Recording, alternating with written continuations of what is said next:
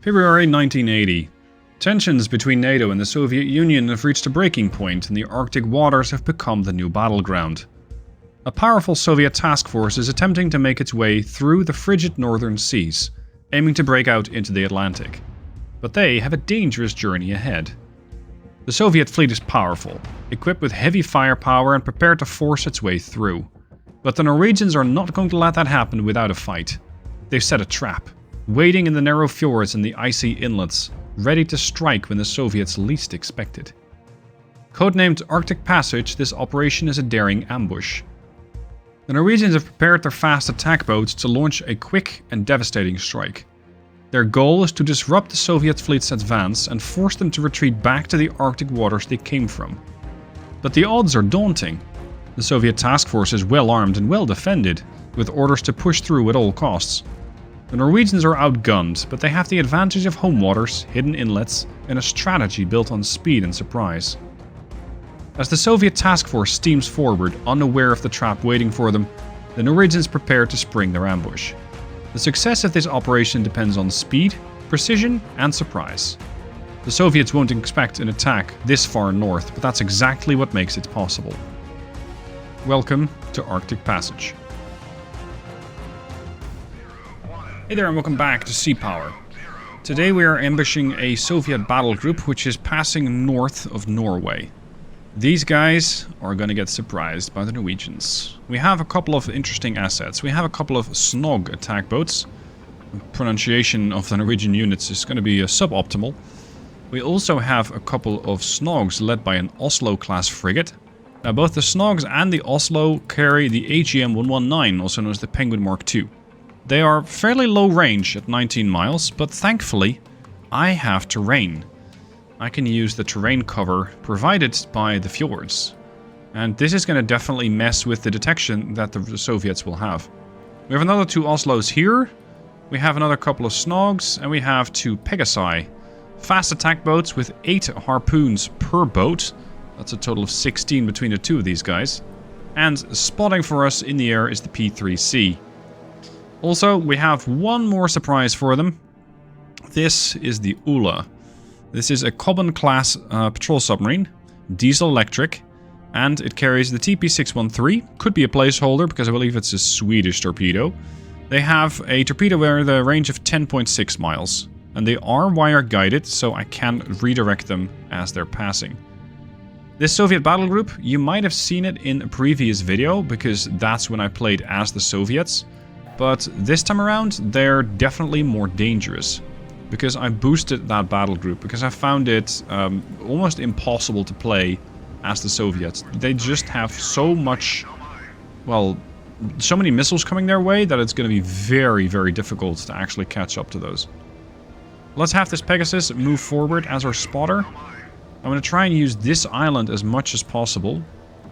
Because let's say that the Russians are, what are they doing, like 15 knots, 14? 14 knots.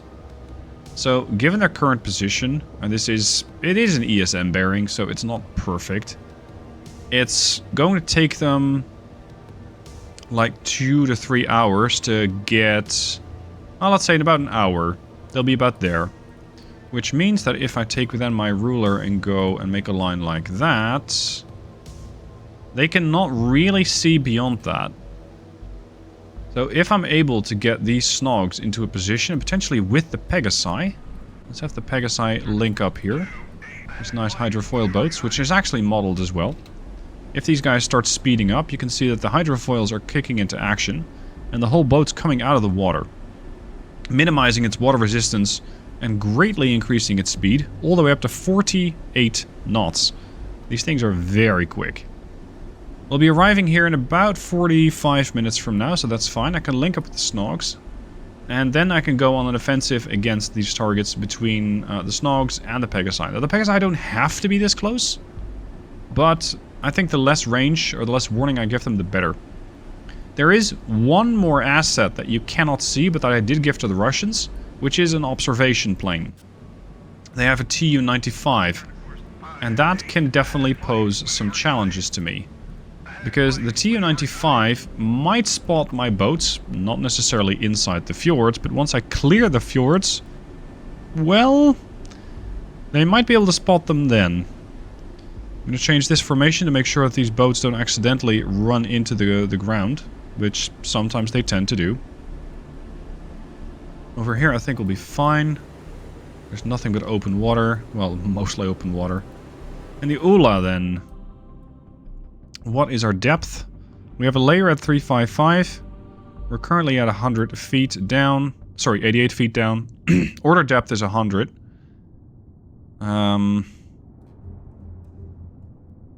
At 40 miles, you would expect that we'd be able to detect them on sonar.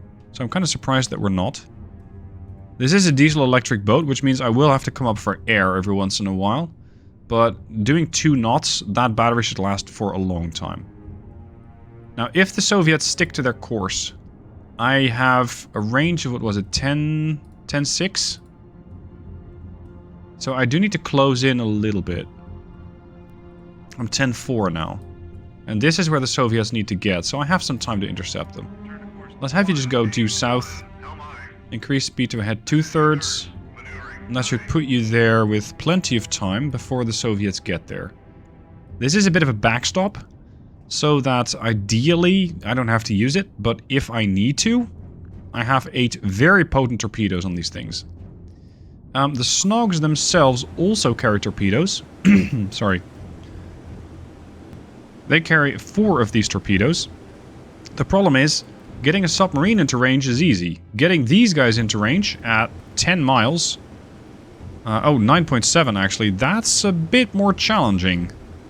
Because the Snog is definitely a lot more visible. They might be able to just spot it. So we can't have that. Now these guys are still supposedly 60 miles out.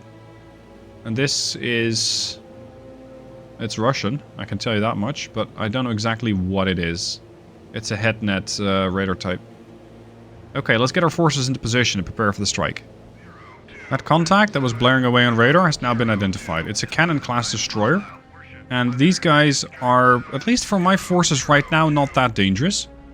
They do have their interceptors, these GOAs, capable of also going after surface targets, so in that sense they can be dangerous. My missiles, my Penguins, have a range of 19 miles, so I kind of outranged them, and I intend to use that. As for the rest, they have no... they do have a CUIS, and they have their ZIF 75, but that's only 4 miles. They can use that to shoot down missiles, and of course they also got chaff, which can also be used against missiles. As for this thing, it's a Kashin or a Cresta. Not sure yet exactly what it is. Let's briefly activate the radar on the P3. Aha. Very large contact in the back. 14 knots, 14 knots. Interestingly, we can't see this guy. Oh, there he is. There he is. It's a Kashin. So we got a Kashin and a Canin. Not to be confused. These guys have different roles. If you look at the Kashin, it is a bit more anti-air focused. It has fewer, interestingly, defenses against missiles. It has no CUIS. The Canin is a bit more dangerous, I'd say, because it carries the same interceptors.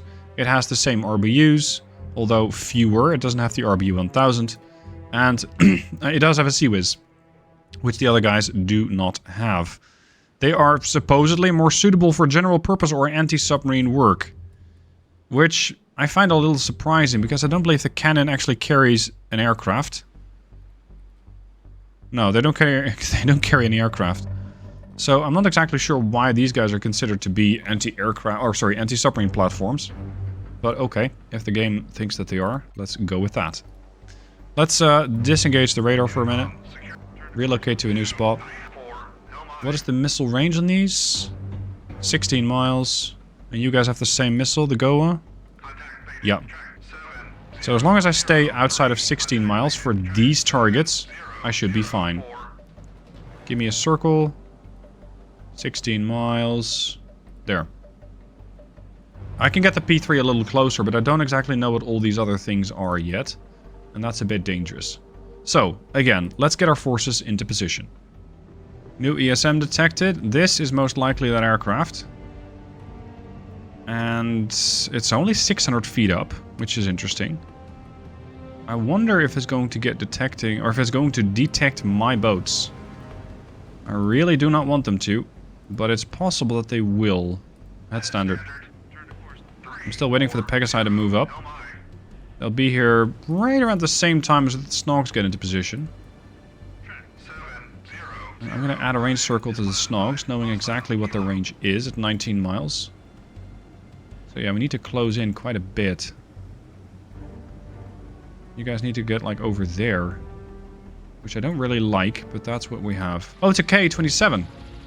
It's not exactly a plane, it's a helicopter. Which of course I could have known because it has those little, let's say, horns to the top of the icon. That's not very good news for the Ula.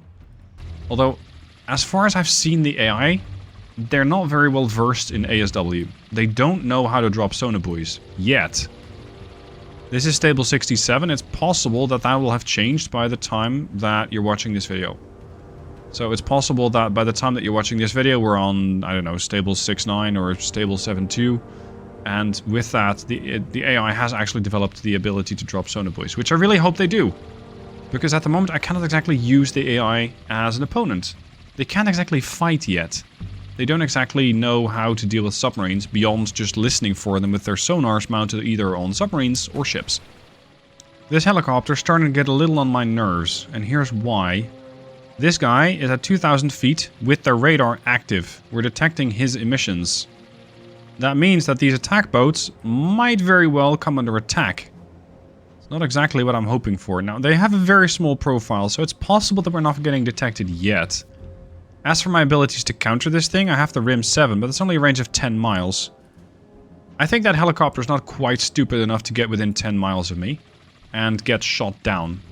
The Pegasi don't really have a lot of options to deal with it at all. They got their Mark 75, but it has a range of 8 miles. It is anti-aircraft, secondary road anti-surface. I'm not sure what its exact attack altitude is going to be, but I'm not so sure if it can shoot down a helicopter reliably.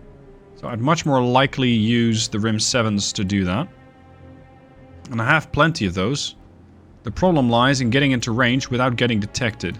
Or getting detected, and that's fine, but then killing off the target, losing the detection, and then going on the offensive. Speaking of detection, the Soviet group has gone dark. I don't like it. There they are. So they're still more or less where I expected them to be. Give me a ruler. They're still doing 14 knots, I imagine, on a course of... yeah, something like that. 262. I marked it as 266. It's fine. So we're still way outside of their range. We need to get to 19 miles. The Pegasi might be able to launch, though. If I turn them around and have them launch from here, that might work.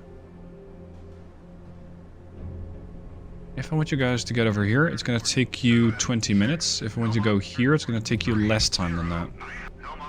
The problem is the Snogs need to move up. And I think their formation is a bit borked at the moment. Yeah, they're supposedly taking up the same spot. You can't do that. Which is why I think they're constantly in collision avoidance mode. Yeah, there we go. Head flank. These guys actually need to be exposed more than the Pegasi need to. Oh boy. I would be very surprised if they don't know where I am.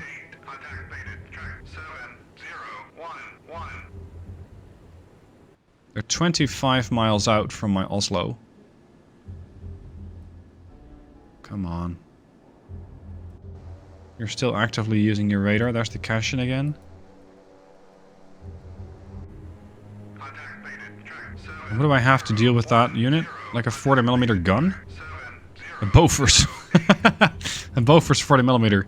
That's optimistic. And very unlikely to really work out. He faded. But he turned his radar off. Damn it. If I turn my radar on, I'm gonna light up the whole place.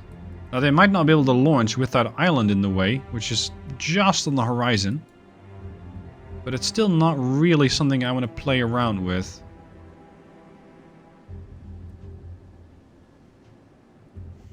What do you have? You only got a surface search radar. These Pegasi have a search radar as well. This guy only has a surface search as well, the P3. So we can't spot anything. 712, that's detected on sonar. So the ULA is getting some information now. Range? 27 miles, give or take. It's dangerous exposing these two snogs like this. But I do need to get some missiles away. Oh, they're all hostile warships, don't worry about that. It's just a question of what type. Kinder class, hello. You're one of the primary targets. Admiral Foken. Admiral? Why are you suddenly changing course? Oh! Okay. You don't launch those because you want to get rid of a fly. Run. Can we just duck into these fjords here? Now. Right the fuck now. We got missiles coming in. Disband the formation. Run. Snog, get over here. Thank you. Head flank. I need to try and lose the seeker cone for that missile. You can bet your ass that Kinder... That's looking a little dangerous. It doesn't have its radars active. Oh, yeah, there we go. SSN-3. But that came off the... Was that the Kinder that launched that? Yes. Kinder launched that. This thing is at 12,000 feet. There's another. Are they going to go for the Pegasi? Or are the Pegasi going to be unintended side effects here? I need you guys to come back. Now. Radar warning receiver on the P3.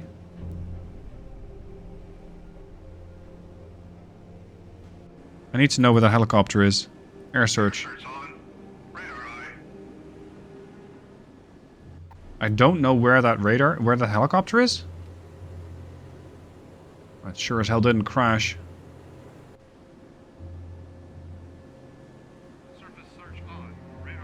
This is a neutral, I hope. Does not respond.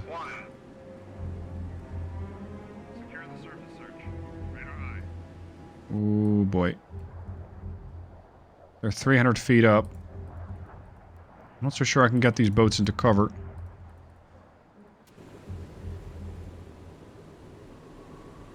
They might be tiny targets, but these missiles don't need much.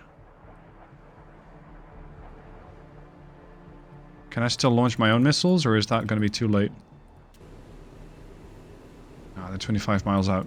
I can't catch that. There's the missile. There's the target. I think. Unless they launch these against the Pegasus. Which is possible. There's the 40mm Bofors going off. What about you? You're also bypassing the target. The Snog says a vampire? Really?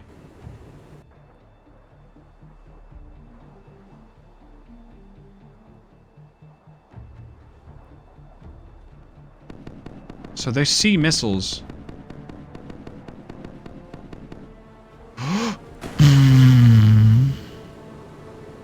Jesus. He's going again.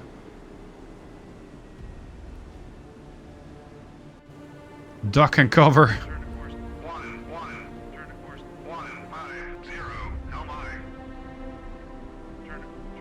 They're probably going to launch against the last known position of these units. Unless that damn helicopter's still up there somewhere. But my Oslo's having a very tough time detecting it.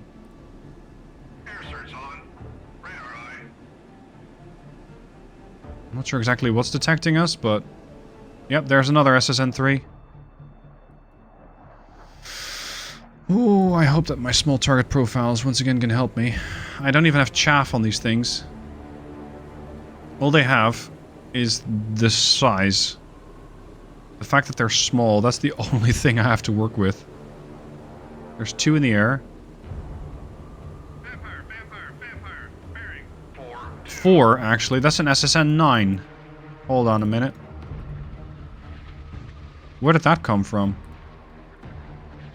That's an SSN 14 carrier. You didn't have the SSN 9.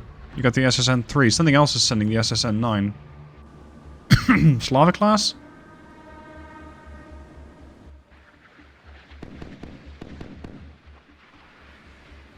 I'm not sure what they're launching at. Because they're not launching against my frigates. I don't believe that.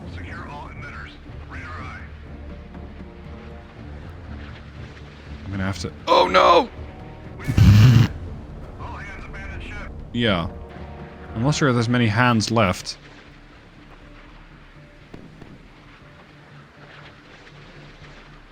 I think he's gonna go for the dead snog, which actually serves me quite well. Because that means that the other guy has survived, at least for the time being. Get here. There's still 2 SSN 3s in there. They're definitely gonna kill that harder.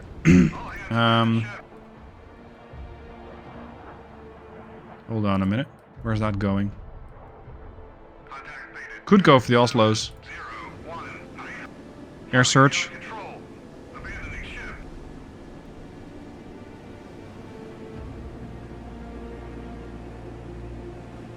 There's 2 more. I'm not sure what happened to those missiles, but I think they got dunked into the water or something. Where's this go? Oh god. What's our intercept range? Because I need you to intercept this thing now.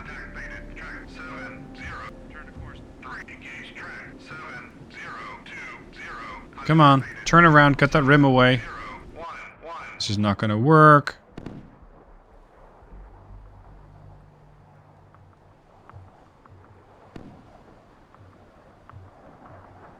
Oh god. Why are we trying to rely upon this? Can the Rim 7 not intercept that? Maybe it can't. Oh boy. Oh, they missed! Not by much though. Now we got rims. Little late, gentlemen. Oh, it's a hostile warship, you think? Cool. I was wondering what that was. Good lord. The Kindex spent at least 4 missiles, and they're turning again. They might have more missiles. Yep, there's more missiles in there. That's another SSN 19. Narrow seeker cone. There's no way I'm going to get it away from that thing. That flank. And now I'm turning broadside, but that's trying to get those Rim 7s into action.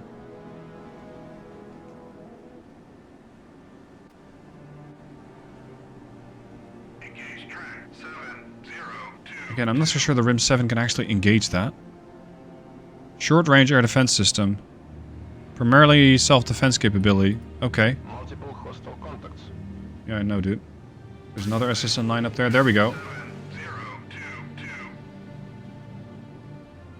Let's see if our missiles are better than their missiles.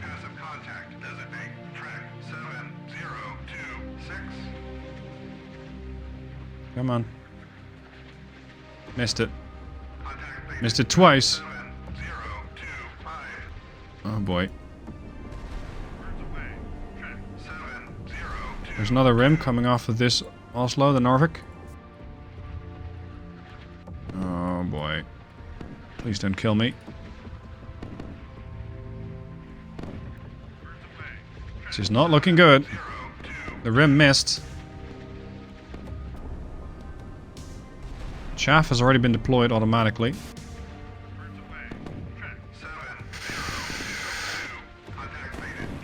Oh, we got him! Yes!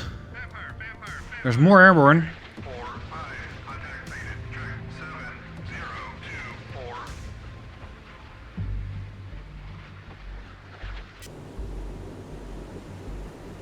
Come on. Get it. Engage track 702. Why do I have to tell you to do that? 7028. You're reloading for half an hour? Dude, nobody has time for that. Engage track Thank you. 7028. Yes! Intercepted. Vampire. There's another. Preparing. 48. Damn it.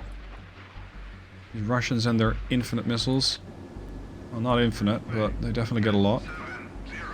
Engage track 73030. Weapon away. New passive contact designated. It takes half an hour to reload. If they keep sending missiles like this, and they are, I'm gonna have a very bad time. Contact mated. Track 7. Get it? Intercepted. Vampire. Bearing. Good work. 2. There's another. Track 700. And another was launched, but yeah, this is send 3, so that's the Kinda again. 031. Still got that bow launcher standing by. Still have a few missiles left. Come on.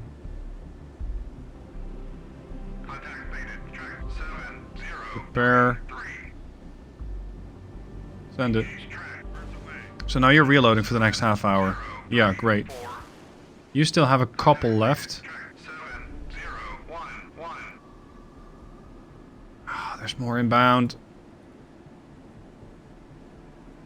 Better get this thing. No joy. 7034. Maybe I made it a bit too difficult for the Norwegians at this point. 7036. This thing is getting awful close to my frigate. Got him. There's still 1, 2, 3 missiles up there. This is probably going to try and get this Snog that's almost beached itself. And with that cliffhanger, I'll leave you for this first part of this two-parter. The reason why I cut these videos up, in case you're wondering, is because the average view time of my videos is just about 10 minutes. And I can release a 50-minute video, but that's really gonna marginally move the needle. So, tomorrow is going to be the next part, although if you're a channel member, you can watch it right away. See how the Norwegians strike back in the next video, because we still have the Pegasus standing by, and I'm getting very eager to return the favor to the Soviets. Let's see if we can land some missiles on their ships. Thank you for watching this one, hope you've enjoyed it, and I'll see you tomorrow for the next part.